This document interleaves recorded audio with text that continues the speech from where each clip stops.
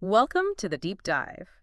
Today, we're tackling a bit of a prehistoric mystery, Agnosphitys crumholensis. Mm. We've got the original scientific paper and the Wikipedia page. And basically, our mission is to figure out why this late Triassic creature is so, well, hard to pin down. Yeah, and the name itself is a great starting point, isn't it? Agnosphete. Right. It means unknown begetter. Uh-huh. That tells you, right off the bat, we're dealing with something uncertain, evolutionarily speaking. Mm-hmm. It kind of perfectly frames the challenge. It really does. And part of that challenge, a big part, is just how little we have to work with fossil-wise. Oh, absolutely. It's like, imagine trying to figure out what a whole animal looked like from just, what, 4 bones? Exactly. We've got an ilium that's a hip bone, Okay. a maxilla, which is part of the upper jaw, Right. an astragalus, an ankle bone, Right. and a humerus, the upper arm bone. That's it. Found in Avon in England. Late Triassic, maybe tipping into the very earliest Jurassic. And that scarcity is just fundamental to the whole classification problem. Yeah. You know, the fewer pieces you have, The harder it is to see the whole picture.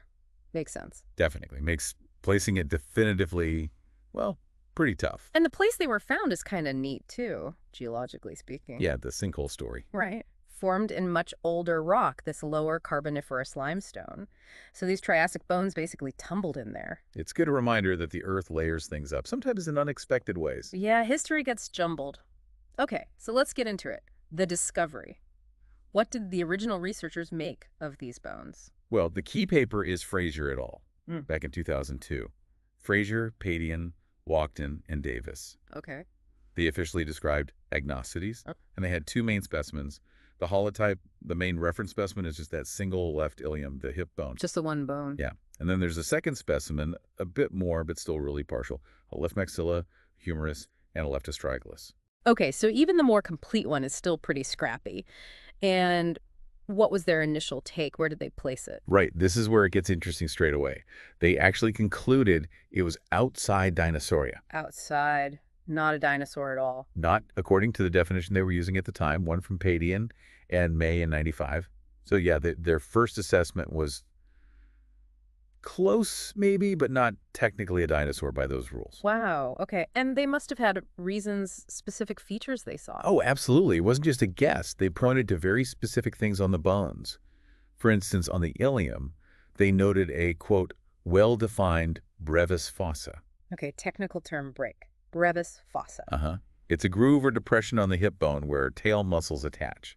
Its shape tells you something about movement. Gotcha. What else? They also mentioned a semi-perfect acetabulum.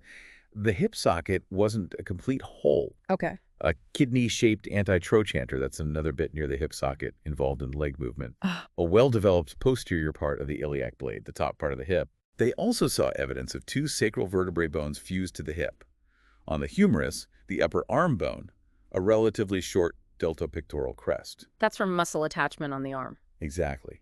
And then the astragalus, the ankle bone, had this distinct upward projection and a depression on the back, plus a sharp corner on the front inner side. So a whole list of quite detailed anatomical points. Yes. And based on their understanding of what defined a dinosaur then, these features added up to saying Agnosphitys didn't quite make the cut. But as we know, science moves on. Things get reevaluated. Did that happen here? Did later studies see it differently? Oh, definitely. This is classic paleontology in action. You get new analyses, new perspectives. Phylogenetic studies of those family tree reconstructions started putting Agnosphitys in different places. Right. Like in 2007, Yates proposed it was actually a theropod. A theropod? Seriously? Yeah. Like, related to T-Rex and birds? Potentially. Yeah. An early one, obviously. But yeah, quite a jump from being outside Dinosauria entirely to being part of this major meat-eating dinosaur group. That is a huge jump. Okay, what other ideas were floated? Well, then in 2010, Izquierda suggested it might belong to Guibosauridae. Guibosauridae. Okay, who are they related to? They're thought to be early relatives of the sauropodomorphs. The long necks, like Brontosaurus ancestors. Exactly. So another completely different branch of the early dinosaur tree, maybe linked to the lineage leading to those giant herbivores. Man, this thing is all over the map. It's like you can't decide which dinosaur family reunion to attend. Pretty much. Uh, And it didn't stop there. Then you get the big 2017 analysis by Barron, Norman, and Barrett. Yes, the one that sort of reshuffled the whole base of the dinosaur family tree. That's the one. And in their new proposed arrangement, they placed Agnosphitys within Silosauridae. Silosauridae. Okay, and they are. They're Dinosauriforms. So think of them as very, very close cousins to the true dinosaurs. Part of the same broader group, but maybe just outside that core dinosaur definition, depending on how you draw the line. Right, so like immediate family, but not quite a dinosaur itself in that view. Close neighbors. Yeah. Exactly. Like living next door to the Dinosauria house. And I think I remember reading something linking it to another silosaurid, Basilosaurus. You're right. Nesbitt and colleagues back in 2015 suggested a close relationship between Agnosphitys and Basilosaurus within that Silosaurid group. And Basilosaurus is known from better fossils, right? From Africa. Much better. Yeah. So making that connection is potentially really helpful. By comparing the known bits of Agnosphitys to the more complete Basilosaurus, we might be able to infer more about its anatomy, maybe even its lifestyle.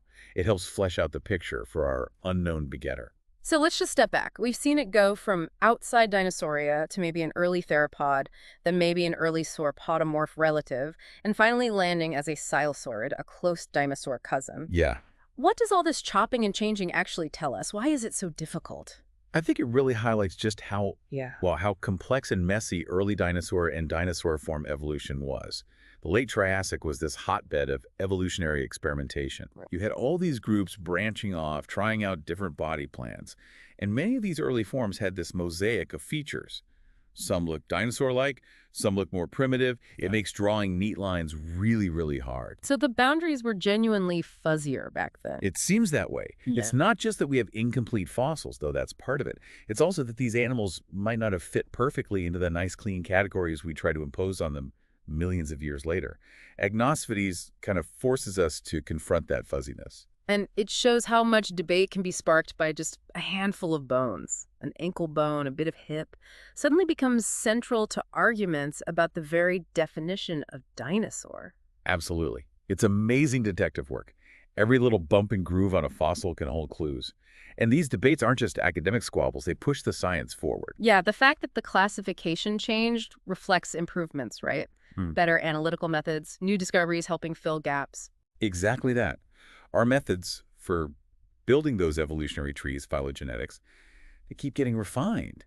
We incorporate more data, we find new fossils that act like missing links or clarifying points, and slowly, piece by piece, the picture becomes a little less blurry. It's a process. Okay, so wrapping up our deep dive into the Agnosphitys enigma, we started with that great name, unknown begetter. And we've traced its rather turbulent journey through scientific classification. Outsider, theropod, sauropodomorph relative, silosaurid. Yeah, it's been quite the ride for those few bones. And I think the big takeaway for you listening is how dynamic paleontology is. Our understanding isn't set in stone. Definitely not. It's constantly being tested, refined, sometimes overturned as new evidence comes to light, or we find better ways to interpret what we already have. Yeah. Agnosphitys is just a perfect case study for that. It really shows how even tiny fragmentary clues can lead to big questions and evolving answers about life's history. Precisely. So maybe a final thought to leave you with. Just think about how that very fragmentation of the fossil record is both a challenge and, in a way, a source of endless fascination. Each discovery, no matter how small, holds that potential to rewrite a chapter of evolutionary history. And, you know, who knows, maybe someone listening, maybe you might one day find that crucial fossil that finally settles the identity of the unknown begetter. You never know. Thanks for joining us on this deep dive.